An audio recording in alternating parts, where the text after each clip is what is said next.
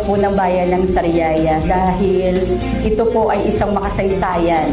Dahil sa buong Quezon, tayo pa lang po ang may ganitong GCash. Palakpakan po natin. Dahil alam natin na ito po ay mas pinabilis, mas ligtas at mas pinadali dahil hindi na tayo mahihirapang pumila pa, hindi na kayo mamamasahe at hindi na rin kayo bibiyahe pa.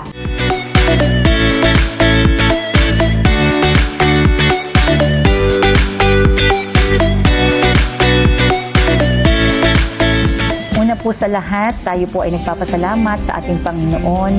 Ito na po ang katuparan ng ating pangarap. Nakabitan na po ng Meralco ang deep well natin dito sa Sampaloc 2 na 60 horsepower, 20 liters per seconds ang tubig. Ito po ay 8.9 million ang paggawa. Bago magawa po ito, taon ang bilang bago kumuha ng tubig dahil sobrang lalim po ng tubig at mabato pa. 40 tubo po ang nagamit natin dito. Ang susuplayan po nito ay itong bagong munisipyo, agri-trading, super RHU, balay lingkuran, MDR at bagong building na gagawin ng PNP na hingi po natin at ang Karatig Barangay.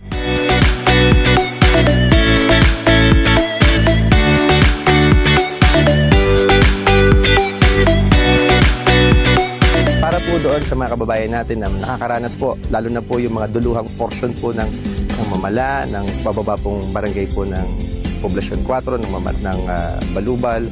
Actually po, ito po ay nais po natin iparating na talaga pong may kakulangan po ng dali ng supply ng tubig. Ngunit, tuloy-tuloy po tayo, Mayor, sa pagdadagdag po ng mga supply na maaari po makatulong po sa kanila. Ang tanggapan po ng SWS po ay mag-iwan po ng contact number para naman po doon sa solusyon pong pang-agaran na talagang kung wala pong daloy na dumarating, ang atin pong mga water truck po ay talaga pong nakasuporta po sa inyo na magdadala po ng tubig ng libre.